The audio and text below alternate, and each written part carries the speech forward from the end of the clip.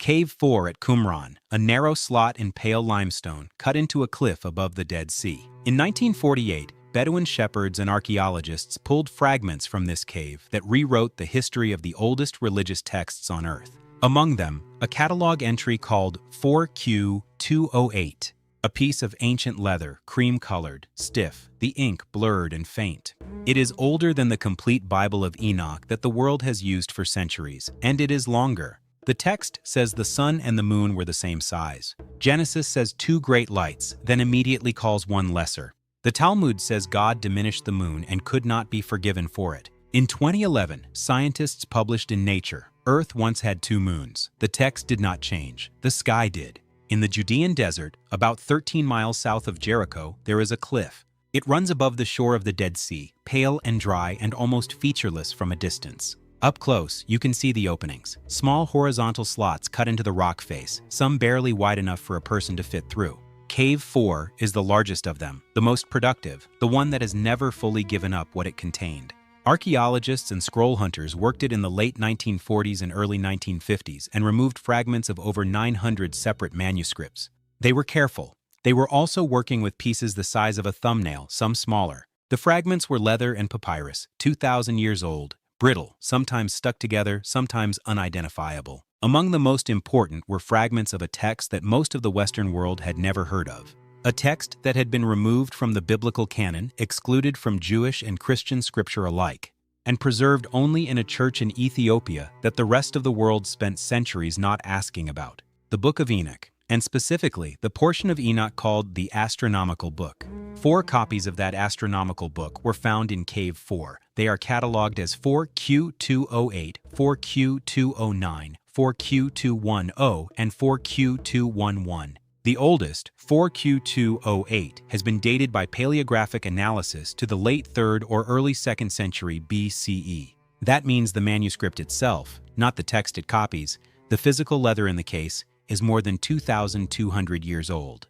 The text it copies is older still. Scholars including James Vanderkam have concluded that the astronomical book was composed no later than the 3rd century BCE, and possibly earlier, with roots potentially connecting to Babylonian and Persian period astronomy. This is not a medieval forgery. This is not a fringe text invented in the 19th century. The fragments in the Israel Antiquities Authority are real. They have been studied, published, and argued over by some of the most rigorous manuscript scholars in the world.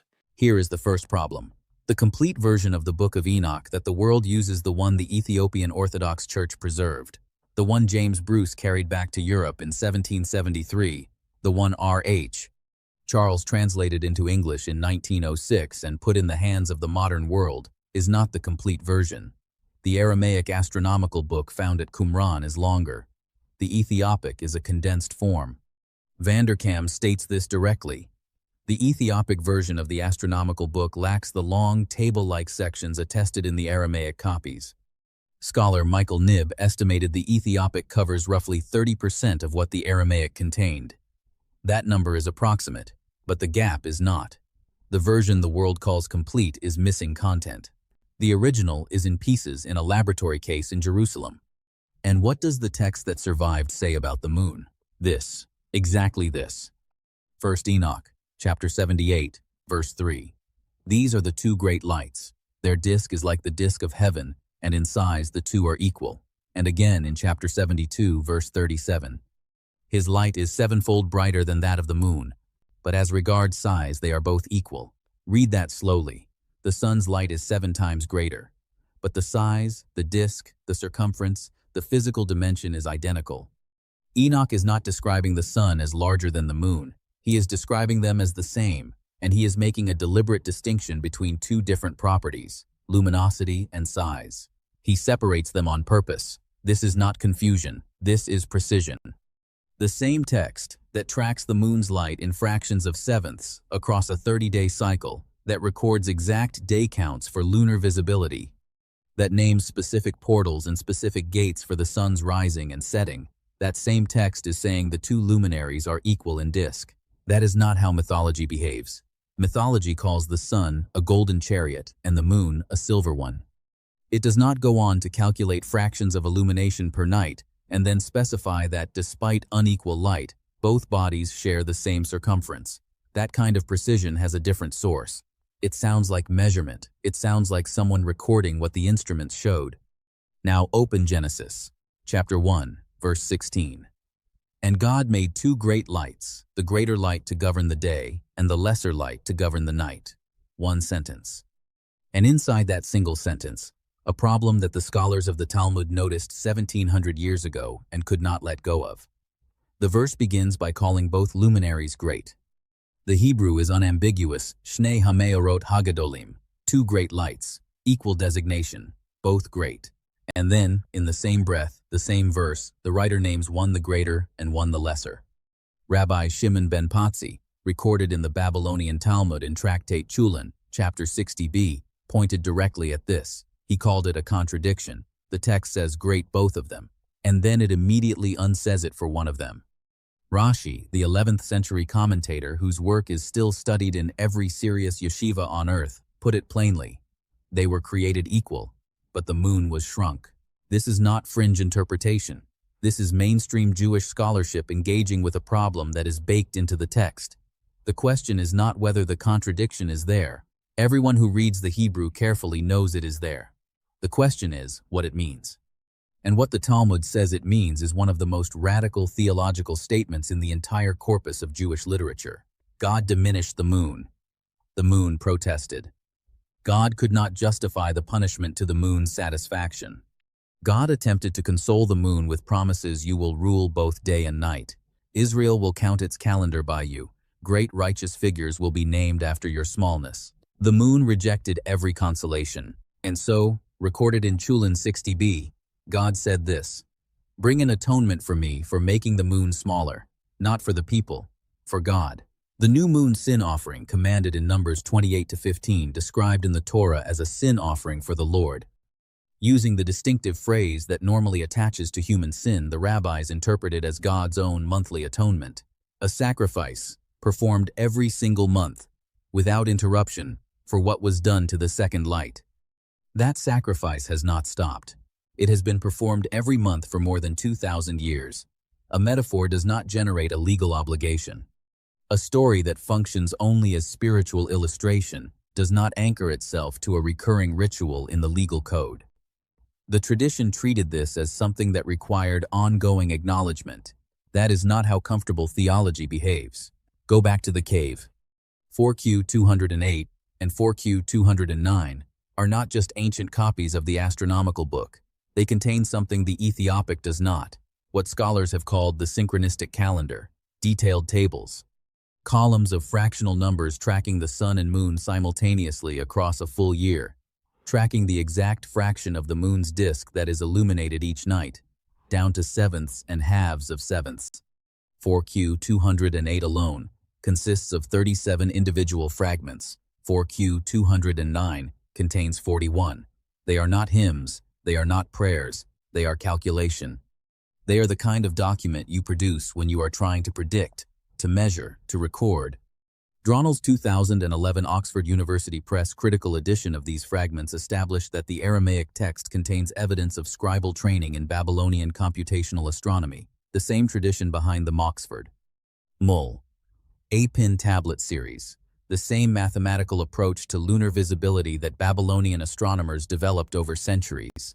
Someone in Second Temple Judea was doing serious astronomy, and they were attributing it to a man who walked with God before the flood and was taken directly into heaven without dying. They were saying, this knowledge came from Enoch. That choice is not casual. You do not attach a Babylonian lunar visibility table to a forbidden patriarch unless the table and the patriarch belong together in your cosmology, unless what the patriarch saw and what the table records are the same phenomenon. Now look at what the text specifically says about the moon's size and why the complete version of this passage matters so much. The Ethiopic Enoch, the only complete version, states clearly that the sun and moon are equal in circumference. That statement is in both 1 Enoch 72-37 and 78-3. It survived the condensation. It survived the translation from Aramaic to Greek to Ethiopic. Across every version where it appears the same way. The sun's light is sevenfold greater. But the disk, the size is the same.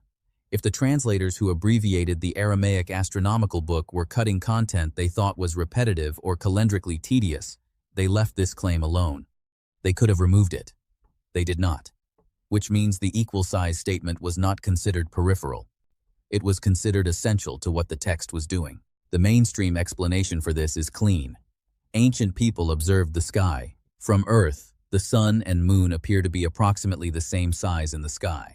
This is why total solar eclipses exist, why the moon can precisely cover the solar disk. The observation is accurate. The text is recording what ancient eyes saw. Simple.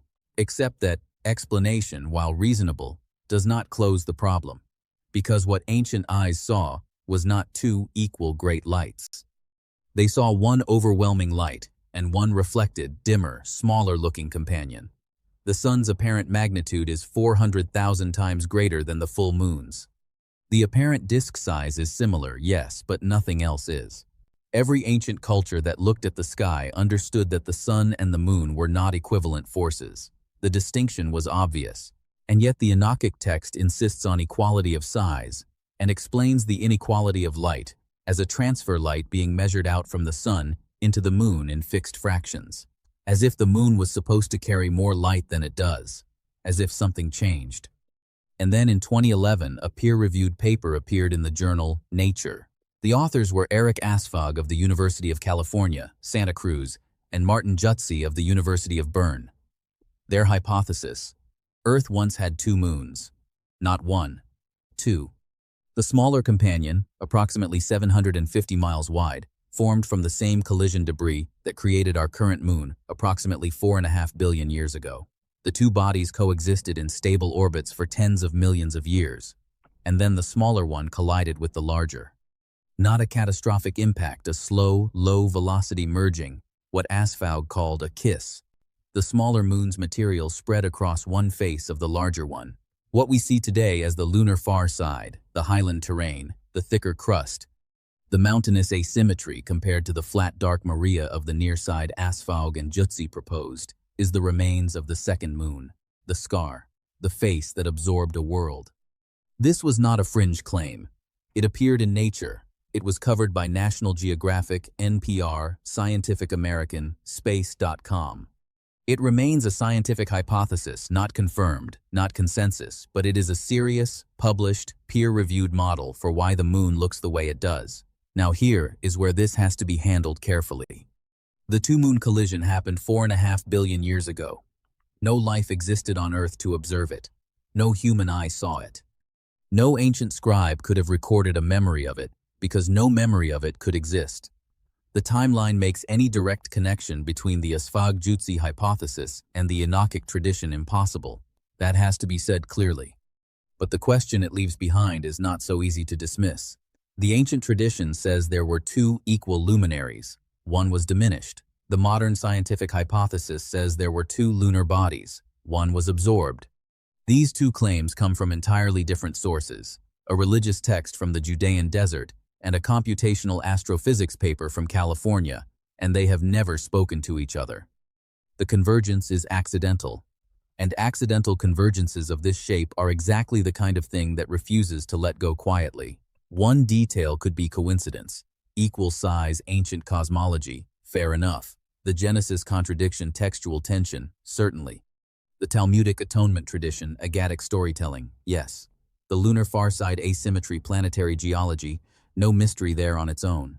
But when the equal size claim survives every translation, when the internal contradiction in Genesis is old enough that the rabbis built a legal practice around it, when a scientific model for a lost second moon appears in the same decade that scholars are reconstructing the longer, missing version of the Enochic lunar tables, when a number buried in the text 177 days, the precise length of the anomalistic lunar cycle, the cycle that tracks the moon's orbital eccentricity, turns out to be compatible with real Babylonian astronomical data, as one 2025 academic paper argued, and as the Aramaic source text appears to confirm. When that number is not vague but specific, not general but attached to a gate, a direction, and a first position, then the list is no longer short enough to dismiss on its own. Now, none of this means the text is a literal record of a primordial astronomical event. That claim goes further than the evidence can carry it.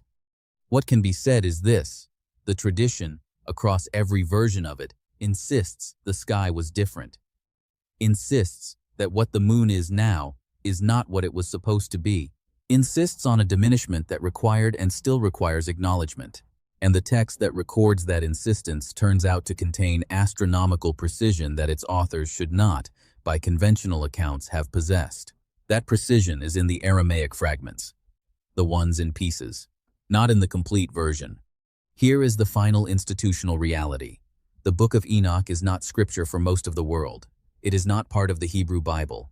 It is not in the Protestant Old Testament. It is not in the Catholic Deuterocanon. The decision to exclude it was made in the early centuries of the Common Era, when the boundaries of canon were being drawn, and Enoch was too strange, too cosmologically specific, too invested in astronomical secrets and fallen angels and the governance of the sky to fit inside what the council builders were willing to authorize. The Ethiopian Orthodox Tewahedo Church kept it. They have always kept it. For them, it is scripture. But for the tradition that shaped Western civilization's relationship to the Bible, Enoch was left outside. The astronomical book, specifically, was left outside. The portion of the text that describes the moon's size, that contains the lunar tables, that records the equal disk statement, that preserves the 177-day cycle, that was longer in Aramaic than in any translation that survived. The portion that deals, more precisely and more obsessively than any other section of Enoch, with what the moon is, and what it was, and how its light is measured and transferred and diminished. That is the section that did not make it into the canon. The section that survived only in fragments in a cave and in a condensed translation in a church in Ethiopia that the rest of the world ignored for more than 1,000 years. The Aramaic Critical Edition was published in 2011 by Oxford University Press, 120 years after the first reliable English translation of the Ethiopic, 2,200 years after the fragments were copied. Go back to the cliff. The slot in the pale limestone is still there. The cave is still there. Most of what it contained has been removed. The fragments are catalogued, studied, stored, partially reconstructed, but not fully. The synchronistic calendar, the detailed tables in 4Q208 and 4Q209 that do not appear in the Ethiopic is known to exist, but is not fully recovered. The 37 fragments of 4Q208 are pieces. Not all of them fit together cleanly. Not all of them have been successfully read. The Aramaic astronomical book, in the form that the Qumran community used, is still partially missing.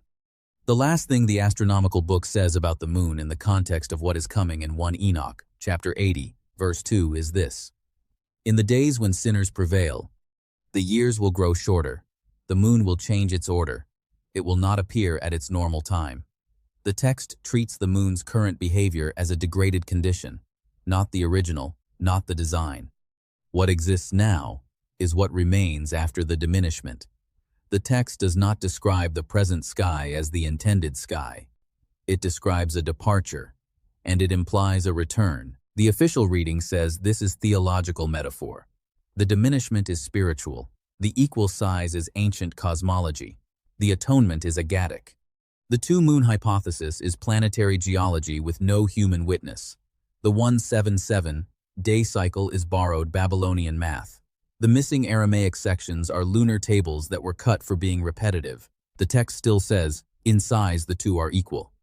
Genesis still says, two great lights, and then, in the same sentence, one lesser. The Talmud still says, bring an atonement for me for making the moon smaller. The sacrifice is still performed, every month, without interruption, for what was done to the second light. And the cave above the Dead Sea is still there, with fragments that predate everything we thought we knew about this text. Fragments that are longer than the complete version. Fragments that are still in pieces, still partially unread, still holding whatever the Ethiopic decided not to translate. The text did not change. The question it asks is still open. And every month, without fail, the sacrifice is still made.